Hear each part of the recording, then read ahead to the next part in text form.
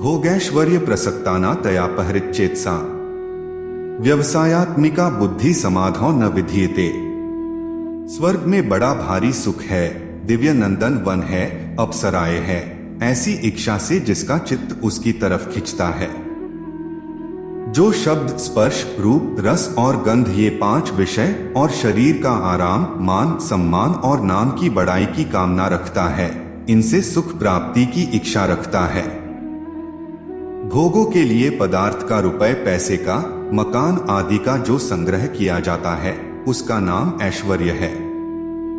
जो भोग और ऐश्वर्य में लगे रहते हैं वे आसुरी संपत्ति वाले होते हैं।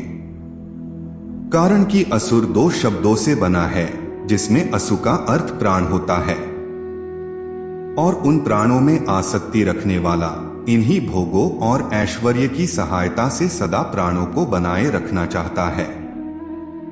ऐसे भोगी और ऐश्वर्य की कामना वाले मनुष्यों को असुर कहा जाता है। व्यवसायात्मिका बुद्धिरेके कुरुनंदन बहुशाखा ह्यनंताष्ट बुद्धयो व्यवसायिना।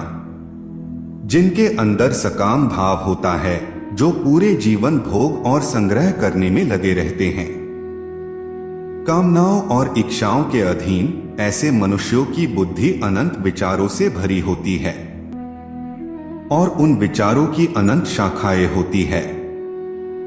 जैसे यदि आप पुत्र प्राप्ति की कामना रखते हैं तो यह एक विचार है, और फिर यदि आप डॉक्टर के पास जाना चाहते हैं या फिर पुत्र प्राप्ति के लिए जप करना चाहते हैं या कोई अनुष्ठान करना चाहते हैं या किसी संत के आशीर्वाद की अभिलाषा है, ये सभी कार्य उस एक विचार की शाखाएं हैं।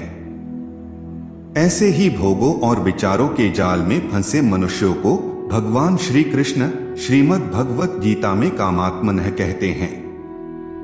कामात्मानः स्वर्गप्रा जन्म कर्म फलप्रदा क्रिया विशेष बहुला भोगैश्वर्यक्ति प्रति। कामनाओं में, अपनी इच्छाओं में ऐसे फंसे होते हैं कि वे कामना रूप ही हो जाते हैं। उनको खुद में और अपनी इच्छाओं में कोई अंतर दिखाई ही नहीं देता है।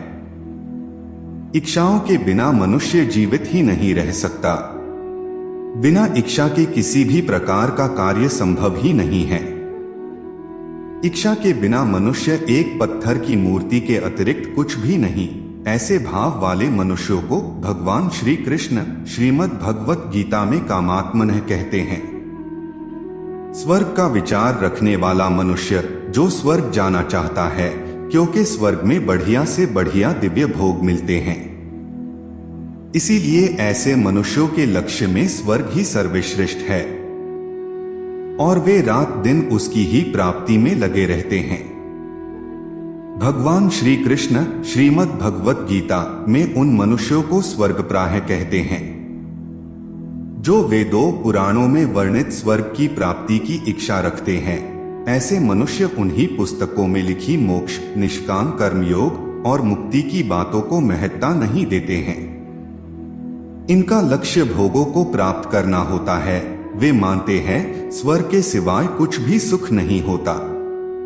वेदों में वर्णित परमात्मा, तत्वज्ञान, मुक्ति, भगवत प्रेम आदि मिथ्या है। ऐसी इच्छा को सत्य और स्वर्ग को सुख मानने वाले मनुष्य कर्मों के कुचक्र से कभी बाहर नहीं निकल पाते। परिणाम जीवन मरण के बंधन में फंसकर अनंत काल तक दुखों को भोगते हैं। आज की प्रस्तुति में इतना ही। आप सबका धन्यवाद। जय श्री माधव।